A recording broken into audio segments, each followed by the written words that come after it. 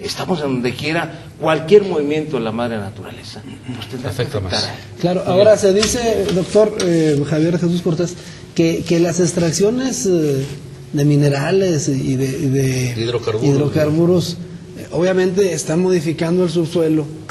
También puede tener una afectación, sí, o incluso ser la tierra más proclive a estos impactos ondulatorios que nos han mencionado. Sí, claro. El hecho de que haya una extracción de petróleo o de agua, eso ocasiona, ¿verdad?, que si los intrínsecos del material, o la roca, o el suelo, el material, ¿verdad?, que está separado y entre él está ese líquido, sí, agua o ese fluido, hablemos de fluido, puede ser petróleo, puede ser aceite, puede ser gas, y se extrae, entonces queda ese hueco. ¿Verdad?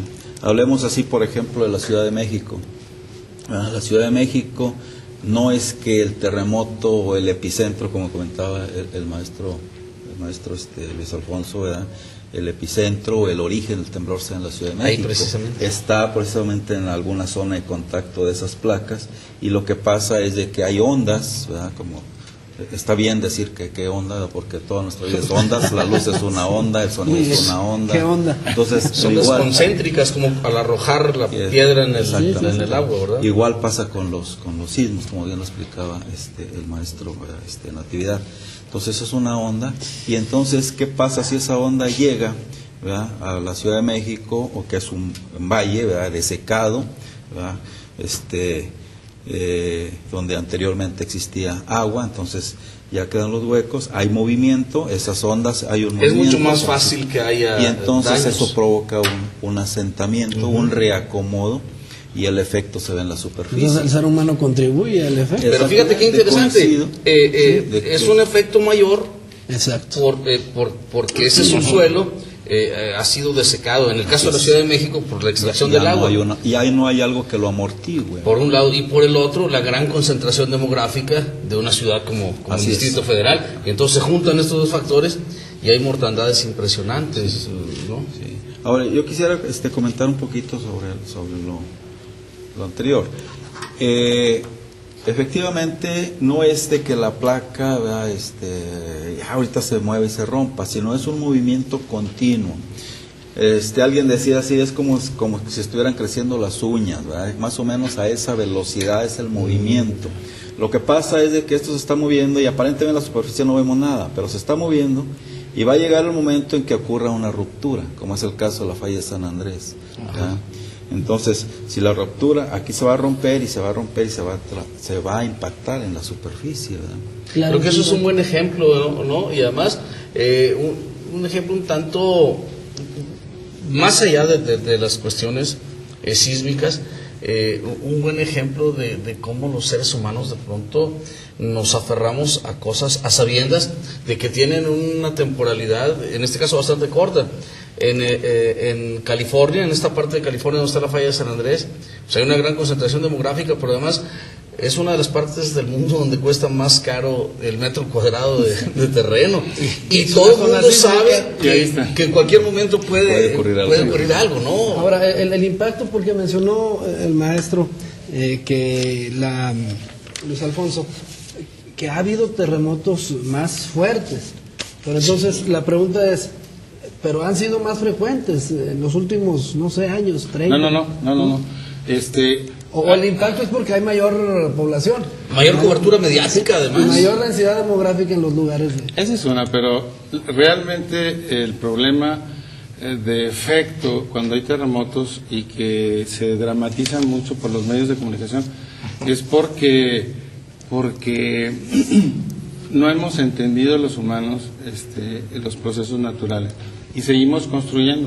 Esas construcciones elevadísimas que había, por ejemplo, en las grandes ciudades, es lo que ocasiona daños tan terribles y que no se preparan. Por ejemplo, el último sismo fuerte que hubo en Chile fue en 1960, tremendo. Y eso, en ese momento no había tantas construcciones de 10, 12, 15 pisos. Sin embargo, hizo que los chilenos se fueran preparando y sus construcciones las fueron haciendo más conscientes de la realidad. Japón es un super ejemplo. La Ciudad de México ahora está preparado, ahora ya no hay edificios juntos. Para que tengan un permiso para construir, los edificios están separados. Tienen amortiguadores en el piso para que puedan soportar un movimiento. Y eso ha hecho que la gente se prepare. Haití no estaba nada preparado. Entonces, comparado el sismo, el terremoto de Chile contra Haití, pues es mucho más fuerte el de Chile. Sin embargo, los daños fueron mínimos contra Haití, porque el nivel de construcciones y nivel de pobreza de Haití pues acabó con todo. Claro. Prácticamente acabó. Muy bien, pues interesante este tema de los movimientos sísmicos en el mundo que hemos pues visto a través de los medios. Hay gente que los ha presenciado en los últimos meses, en los últimos años. Vamos a continuar con ustedes aquí en Movida Nuestra Realidad con este interesante tema, los movimientos sísmicos en el mundo. Continuamos. Los movimientos sísmicos en el mundo que se han experimentado en los últimos meses, en los últimos años. Nuestros especialistas nos han explicado de manera científica, técnica, cómo es que la Tierra está en permanente movimiento, que las placas tectónicas acumulan energía que pues se expande y tiene que tener un impacto. Ahora bien, el asunto del pensamiento, la naturaleza como un sistema, Robledo. Digo, la verdad es que estas profecías de Nostradamus que nos enseñan en la televisión, yo les doy poco crédito. Parece ser que las profecías tienen importancia en tanto profetizan situaciones que le afectan o aplican a Occidente, Estados Unidos y Europa. Exacto. Sin embargo, tienen un impacto importante en la sociedad en su conjunto. Yo recuerdo haber leído de cuando el cometa Halley, alguien dijo por ahí, algún pseudocientífico de la época dijo que eso presagiaba el fin de la humanidad, y entonces pues, todo el mundo estaba temerosísimo por la aparición de suicidios colectivos del cometa. Pero Robledo, permíteme nada más señalar, porque hay que señalar, Nostradamus no predice los golpes de Estado en América Latina que dejaron miles de muertes, ni tampoco nos predice a los grandes iniciados de nuestra era como Gandhi y Che Guevara, entre otros, ¿verdad? Pero sí a situaciones para Occidente. De ahí que yo te pregunto mejor, como dice Alfredo, ¿no será que nuestros ancestros veían este tipo de situaciones integrándonos a la naturaleza como un todo, como el ser humano como parte de un todo? Un sistema? Sí, y finalmente, y también Robledo, digo, porque la pregunta para hacerla general y extensiva a nuestro panel de invitados, será también que nuestro planeta está reaccionando ya de una manera más evidente ante la depredación de que ha sido objeto por parte de la humanidad. Robledo. Yo creo que esto de lo de Nostradamus a veces es Occidente. Yo insisto, perdónenme, pero es todo lo que nos trajo el catolicismo a nuestro país. O sea, es eso. O sea, quien está en crisis totalmente, pues es el Occidente. Entonces, pero son como horóscopos.